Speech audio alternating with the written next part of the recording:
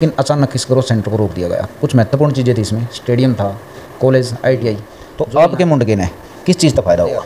12वीं के बाद बच्चे का क्या पैटर्न रहा है, कॉलेज में जान पाओ है या आसानी हो है, या 12वीं के बाद शिक्षा छोड़ दे, इन्हें बता रही है या हम जो बता रहे हैं आपको, इस आप सहमत हो या असहमत हो? नहीं, सहमत है। अगर यहाँ पे कुछ पॉजिटिव आता है कंजावला में, तो आपके यहाँ पे कुछ असर पड़ेगा उसका? आपके हिसाब से ये जो 30-35 या ज़्यादा गाँव है, इन इस मौके का फायदा उठाना चाहिए यार। और आपने देखिए भाई कुछ छोड़ के जा चुके हैं जी, वो थोड़ा सा मेरे को बताओगे कारण क्या है? कारण ये है आप कि अपनी टीम के व्याप्त है कितना मतलब समर्थन इसमें जुटा सको?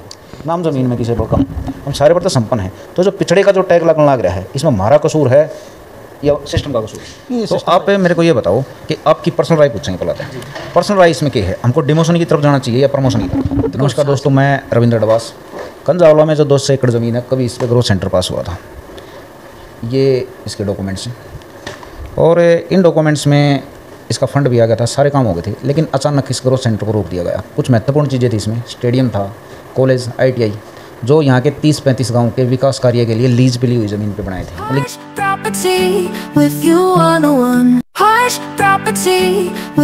तुम्हारे विकास कार्य के लिए हुआ, लेकिन उसके बाद बहुत सी चीज़ें हैं जो उठापटक होती रही।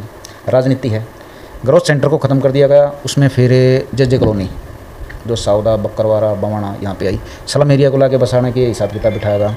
और उसका गणित थोड़ा ऐसा था कि जैसे कि साउदा JJ कॉलोनी में है लगभग 5000 झुग्गी, लेकिन यहाँ पे थी 50,000 झुग्गी। तो आप समझिए उससे 10 गुना एरिया। यहाँ पे ग्रोथ सेंटर आएगा तो आसपास के 30 गाँव को तरक्की मिलेगी, शिक्षा मिलेगी, खेल मिलेगा। लेकिन अगर यहाँ पे स्लम एरिया आएगा तो उन्हीं 30 गाँव को इफेक्ट से कोई नहीं बचा सकता। इन्हीं 30 गाँव का सर्वे कर रहे हैं हम फिलहाल। हम रसूलपुर, रानीखेड़ा और कौन सा भी गाँव है, मदनपुर, हाँ, मुंडका, ये 4 गांव के यहाँ पे हमारे साथ आदमी बैठे हैं। मेन है ये जो सामाजिक सिस्टम में रहते हैं जानकारी में। एक सीधा सवाल है, आप मुंडके के हो, कंजावले में जो 200 एकड़ ज़मीन है उसमें 2 ऑप्शन हैं। जैसे कि सरकार ने सिस्टम में 2 ऑप्शन दे दिए भाई, या तो यहाँ पे कुछ नेगेटिव चीज़ इसी आवे जो स्लम एरिया हो, या भाई कूड़ा कबाड़ा हो, या दूसरा आ जाए भाई शिक्षा का या खेल का कोई सिस्टम, कॉलेज हो, स्टेडियम हो। तो आपके मुंडके ने किस चीज़ का फ़ायदा हुआ? हमारे गांव के और हमारे विचारों के हिसाब से तो जो स्टेडियम और एजुकेशन वाली स्कीम है वही बेस्ट है। और आप बता रहे हो 30 गांव, मेरे हिसाब से तो 30 गांव के आसपास के मतलब क्राइटेरिया भी बढ़ सकता है। 30 तो लगते होंगे, लेकिन दिल्ली NCR के जो आसपास के भी गांव हैं उनको भी फ़ायदा इसके लिए मिल सकता है। अच्छा, अभी जैसे कि आपने शिक्षा पे और खेल पे बात बताई, आपको उधर ही ले चलते हैं हम आपके साथ। तो शिक्षा और खेल के लिए यहाँ का जो एरिया है 30-35 या ज़्यादा गाँव का, बाहर दिल्ली, बाहर का, बाहरी दिल्ली का, यहाँ के बच्चों को कहाँ जाना पड़ता है? यहाँ के बच्चों को बाहर जाना पड़ता है, मोटी डोनेशन देनी पड़ती है, और उसके बावजूद अप डाउन ना होने की वजह से उनको हॉस्टलों में भारी खर्चा देना पड़ता है। और एक विश्व स्तरीय या एक स्टेट लेवल का कोई यूनिवर्सिटी हमारे क्षेत्र में है ही नहीं, पिछले काफ़ी वर्षों से नहीं है, जिसके कारण बच्चों में अभाव है शिक्षा का, और पेरेंट्स फॉलो नहीं कर पाते। आना जाना इतना भीड़ भड़का है, बहुत लंबा सफ़र खेलों के लिए भी तय करना पड़ता है और एजुकेशन के लिए। अच्छा भाई, तो देहात के पास ये एक मौका है, ये 200 किला ने अपनी तरफ किसी न किसी अपने हिसाब से इस्तेमाल करने का, तो फंड भी पास हो रहा है इसका, तो इसमें थोड़ी मेहनत की ज़रूरत है। आपके हिसाब से ये जो 30-35 या ज़्यादा गाँव हैं, इन इस मौके का फ़ायदा उठाना चाहिए यार? हाँ, बिल्कुल उठाना चाहिए। और जब ये ज़मीन गांव देहात की है और उन्हीं के फ़ायदे के लिए आप जो स्कीम बता रहे हो उन्हीं के फ़ायदे के लिए दी गई थी। और भाई जो भी बड़े बुड्ढे थे उनका लीज पे लिया, साइन करके ली, जैसे भी, तो उनको मतलब दिखाया तो यही गया था कि भाई उनके भविष्य के लिए है, विकास कार्य, वो हुआ नहीं। तो वो निश्चित तौर पर अपडेट होना चाहिए। और इसमें सारे गाँव की भाई, अपने गाँव से भी हम अपील करेंगे, तन मन धन से आपका सहयोग करेंगे आपके चैनल के माध्यम से, और संघर्ष करेंगे। अगर मतलब पॉलिसी अपोजिशन में आती है हमारे, तो उसका विरोध करेंगे हम। स्लम एरिया के 50,000 झुग्गियों की, या भाई कूड़े के पहाड़ के जैसा आजादपुर है या सुल्तानपुर आ रहा है, अगर मान लो इसी टाइप की कोई पॉलिसी यहाँ पर आ जाए, तो अगले 5 साल में, 7 साल में ये नहीं 30-35 गाँवों पर, जितना भी आप एरिया बता रहे थे, इन पर फिर क्या असर पड़ेगा?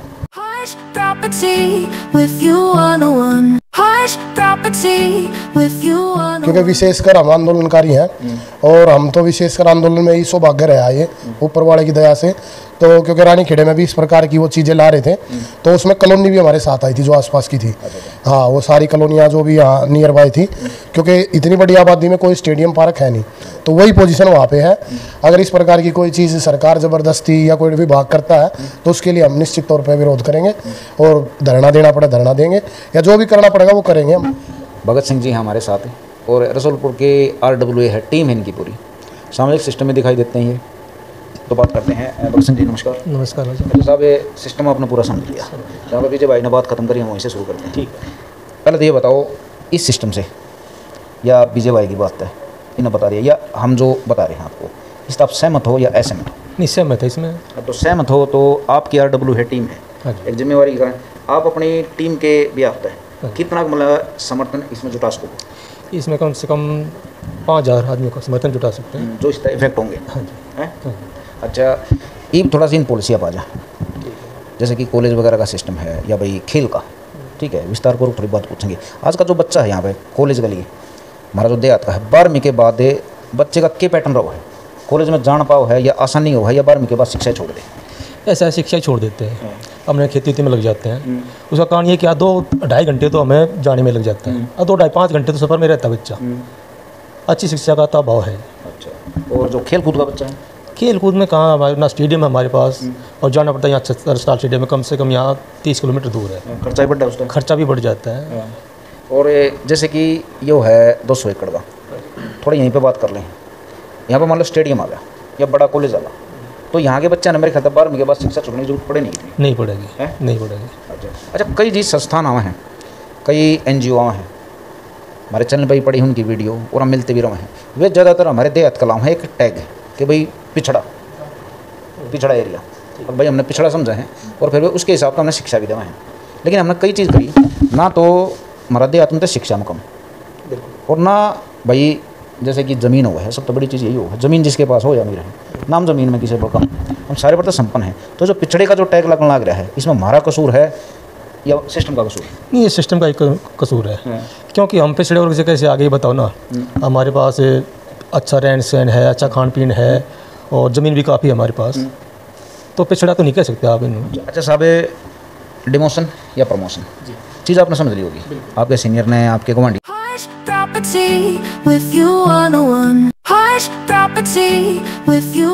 इसमें क्या है, हमको डिमोशन की तरफ जाना चाहिए या प्रमोशन की तरफ? देखो, शासन प्रशासन कोई भी सरकारी रही हो, पुराने समय से ही हमारा जो ग्रामीण क्षेत्र रहा है, दिल्ली देहात का रहा है, उस क्षेत्र को हमेशा ही ये पिछड़ा था नहीं, पिछड़ा बनाने में लगे हुए हैं। चाहे कॉलोनियाँ बसानी हो लाके, चाहे यहाँ जे क्लस्टर बसाना हो लाके, चाहे नशा यहाँ फैलाना हो, ठीक है, हमारी संस्कृति भी खराब कर दी, जो हमारा भविष्य था वो भी खराब कर दिया। और अभी भी ये कोई भी सरकार आए, कोई भी प्रशासन हो, शासन हो, सब यही चाहते हैं कि ग्रामीण क्षेत्र की जो ज़मीनें हैं उनको कोड़ियों के भाव में खरीदा जाए, यहाँ क्राइम। अच्छा, ये बताओ, ये इतनी बड़ी बेल्ट है जी, नजफगढ़ से आप नरेला तक, मैं थोड़ा भारी दिल्ली की बात करूँगा, इसमें ग्राम सभा की ज़मीन बहुत पड़ी है, ठीक है, सारी दिल्ली तो खत्म होगी, लेकिन इसमें ग्राम सभा की ज़मीन बहुत ज़्यादा पड़ी, ठीक है, और ज़रूरत भी है इनको। जैसे कि आपने कही कि भाई इस बेल्ट में से शिक्षा के माध्यम से, खेल के माध्यम से बहुत एक्सपीरियंस निकलता है, टैलेंट निकलता है, लेकिन फिर भी यहाँ पे ना तो कॉलेज है और ना कोई स्टेडियम है इतना बड़ा, तो आपको लगता नहीं कि इस एरिया में कहीं ना कहीं जहाँ पे जगह हो या सिस्टम कर सके तो ये काम हो? देखो, मैं नहीं, मेरी पर्सनल राय तो यही है, और सबकी, अगर आप हर ग्रामीण क्षेत्र में जाओगे, हर गांव में जाओगे, तो हर किसी का कहना है कि अब हमारे पास आखिरी चांस यही है कि जो है ये हमारा क्षेत्र, हर गांव में तो नहीं, हर चौगांव में कम से कम जो है ना एजुकेशन हब होना चाहिए। इससे ना पोल्यूशन फैलता है, ठीक है, ना इससे कोई क्राइम फैलता है। एजुकेशन हब होगा तो हमें शिक्षा ही मिलेगी, और शिक्षा के रास्ते मिलेंगे आगे बढ़ने के लिए, तो उसमें हमारा भविष्य बढ़िया हो जाएगा। आने वाली जो पीढ़ी है हमारी, वो जो कुरीतियाँ उनसे दूर हो जाएंगी, और हमारा जो ग्रामीण क्षेत्र का जो संस्कृति है वो बच जाएगी हमारी। अच्छा, उसको हब बनाना चाहिए। ये बताइए, ये पॉलिसी है सीधी जी, कभी हुआ था ग्रोथ सेंटर जी, इसको दोबारा लाया जाए जी, या इसी टाइप की कोई पॉजिटिव पॉलिसी? कंजावला के जो 200 एकड़ जमीन है, ठीक है, उसमें लाया जाए। कंजावला कितनी दूर आपसे? 4 किलोमीटर, 3-4 किलोमीटर, बिल्कुल। तो अगर यहाँ पे कुछ पॉजिटिव आता है कंजावला में, तो आपके यहाँ पे कुछ असर पड़ेगा उसका? बहुत ज़्यादा पड़ेगा।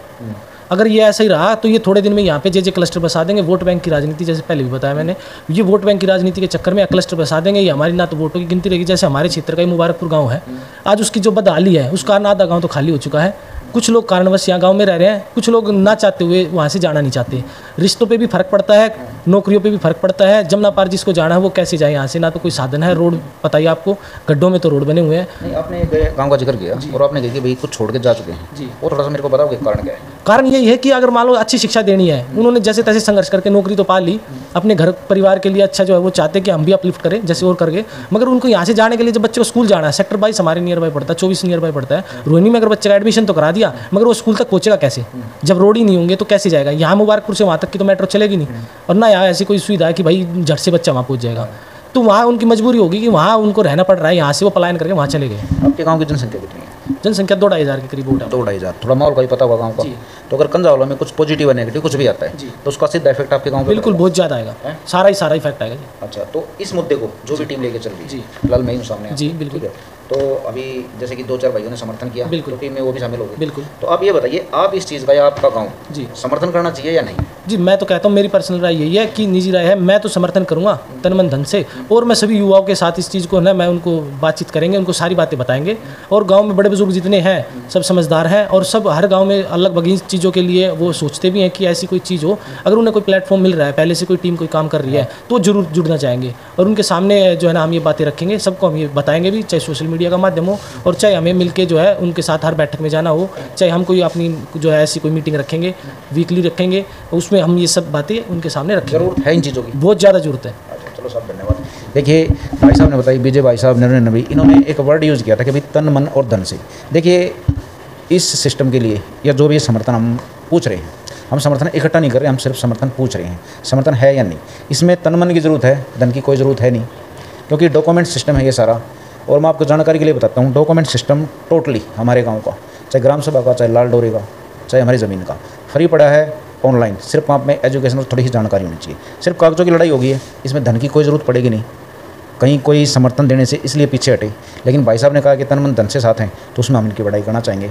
और ये हमारे साथ नहीं, ये अपने देहात के साथ, अपने गाँव के साथ समर्थन दे रहे हैं। अगर आपका भी इसमें समर्थन है तो आप समर्थन दे सकते हो, तरीके बहुत से हैं। नमस्कार दोस्तों।